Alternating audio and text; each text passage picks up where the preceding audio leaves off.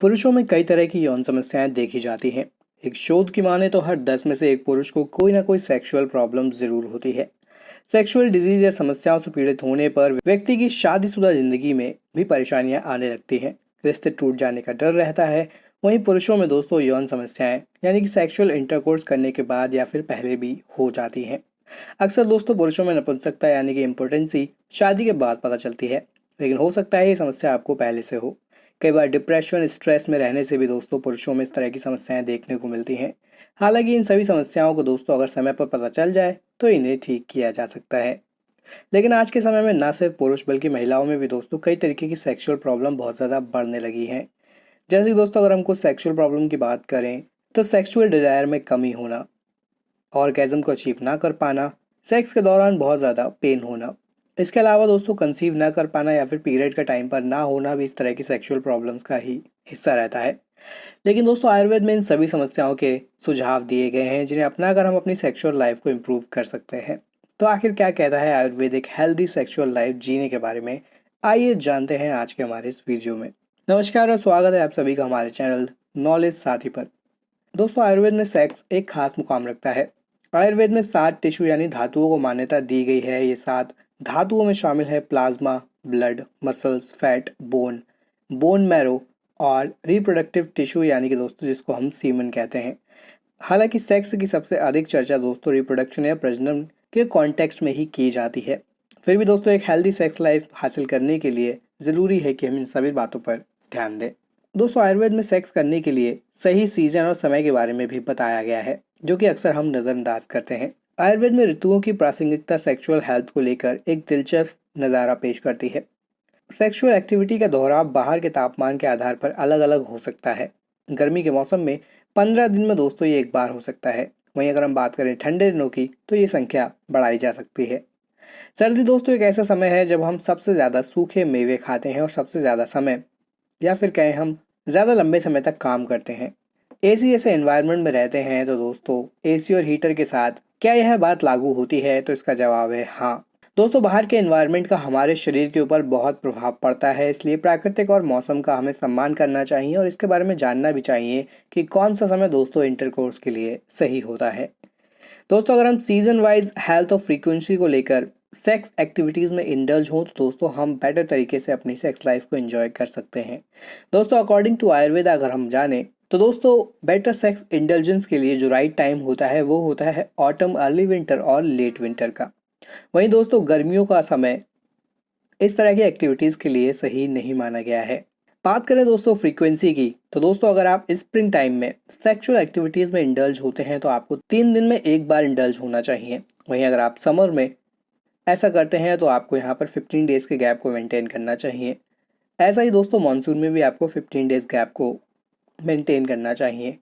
Autumn की दोस्तों अगर हम बात करें तो दोस्तों यहाँ पर आप 3 दिन में एक बार इस तरह की एक्टिविटीज़ में इंडल्ज हो सकते हैं। वहीं अगर हम बात करें विंटर की तो ये डिपेंड करता है दोस्तों आपके डिज़ायर के ऊपर। यहाँ पर आप अपनी कैपेसिटी और रिक्वायरमेंट के आधार पर दोस्तों इस तरह की एक्टिविटीज़ में इंडल्ज हो सकते हैं। लेकिन अगर हम बात करें वेस्ट टाइम की तो दोस्तों कंसीव करने के लिए, सेक्सुअल एक्टिविटीज़ को परफॉर्म करने के लिए बेस्ट टाइम होता है ऑटम, अर्ली विंटर और लेट विंटर का।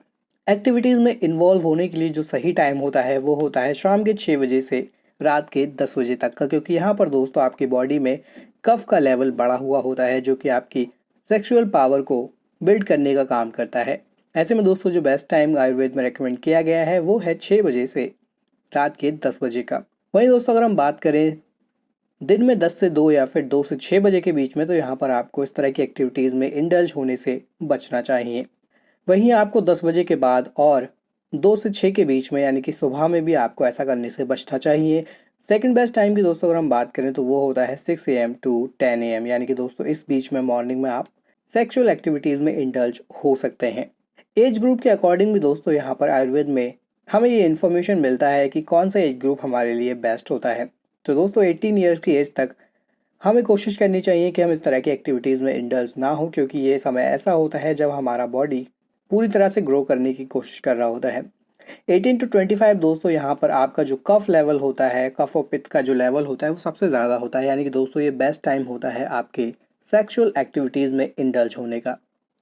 25 to 40 के बीच का समय दोस्तों एक मॉडरेट समय होता है। उसके बाद अगर हम बात करें 40 to 55, तो यहाँ पर दोस्तों आपकी सेक्सुअलिटी रिड्यूस होना शुरू हो जाती है।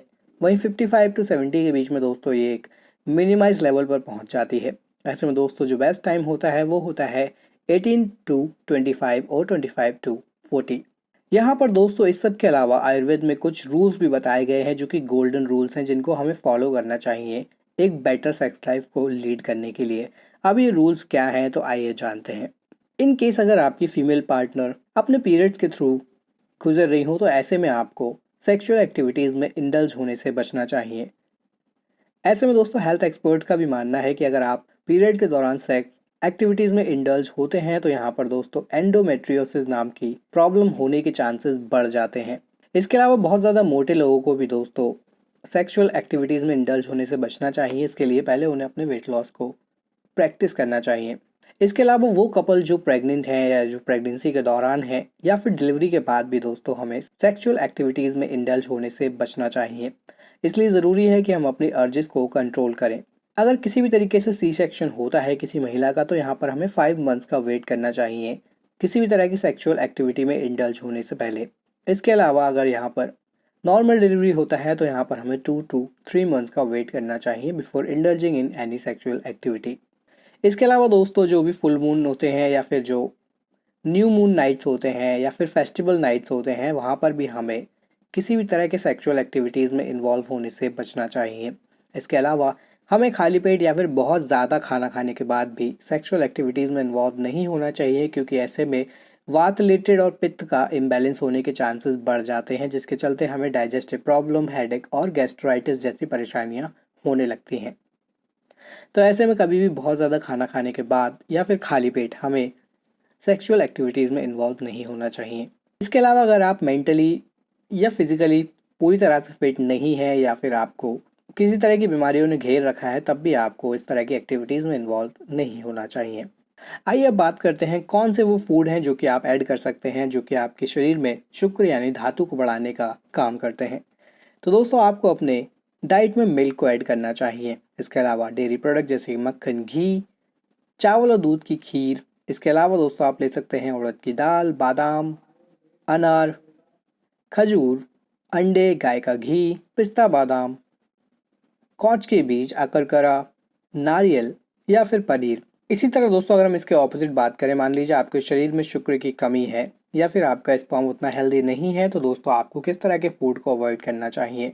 तो आपको नए चावल को नहीं खाना चाहिए, मैदा और देर से चबाने वाले खाने को भी आपको नहीं खाना चाहिए। इसके अलावा राजमा और छोले जैसे दालों को आपको खाने से बचना चाहिए। साथ ही साथ ठंडा और जलन पैदा करने वाला खाना या फिर देर से पचने वाला खाना, इसके अलावा दही, बहुत ज़्यादा ऑयली फूड, तेल, घी, बहुत ज़्यादा कोल्ड ड्रिंक, बेकरी प्रोडक्ट और पैकेट फूड को भी हमें खाने से बचना चाहिए। यहाँ पर इम्पॉर्टेंट है कि हम बहुत ज़्यादा स्पाइसी फूड से बचें। इसके अलावा नॉन वेज, अचार, बहुत ज़्यादा तेल वाला फूड, कोल्ड ड्रिंक्स, मैदे वाले फूड, अल्कोहल, स्मोकिंग और सॉफ्ट ड्रिंक जैसी फूड से भी हमें बचना चाहिए। एट लास्ट दोस्तों हम बात करते हैं कुछ ऐसी आयुर्वेदिक औषधियों के बारे में जिनका प्रयोग आप कर सकते हैं अपनी शुक्र को हेल्दी करने के लिए। तो इन औषधियों में शामिल हैं अश्वगंधा चूर्ण, अबरक भस्म, बादाम पाक, चंद्र प्रभावटी, दसमूला रिस्ट, शिलाजीत रसायन, स्वर्ण भस्म, शतावरी, मूसली पाक और कौच के बीज। आप इनमें से किसी एक औषधि को लेकर भी उसका प्रयोग करना शुरू कर सकते हैं। इसके अलावा आपको यहाँ पर डेली थोड़ी बहुत एक्सरसाइज करनी चाहिए। साथ ही साथ अगर आप कंसीव करने के बारे में सोच रहे हैं तो कंसीव करने से पहले आपको 2 महीने तक सेलिबसी को प्रैक्टिस करना चाहिए, जिससे कि आपका शरीर अच्छे से शुक्र को प्रोड्यूस कर सके। तो इस तरह से अगर आप फॉलो करते हैं इन सभी आयुर्वेदिक रेकमेंडेड आइडियाज़ को तो काफ़ी हद तक आप इम्प्रूव कर सकते हैं अपनी सेक्सुअल लाइफ को। तो आपको ये वीडियो कैसा लगा हमें कमेंट सेक्शन में कमेंट करके ज़रूर बताएं। वीडियो इन्फॉर्मेटिव लगा हो तो लाइक और शेयर ज़रूर करें। अगर आपने चैनल को सब्सक्राइब नहीं किया है तो चैनल को सब्सक्राइब करें और जुड़े हमारे चैनल नॉलेज साथी के साथ और भी इन्फॉर्मेटिव हेल्थ रिलेटेड वीडियोस को देखने के लिए। तब तक के लिए आप सभी का धन्यवाद।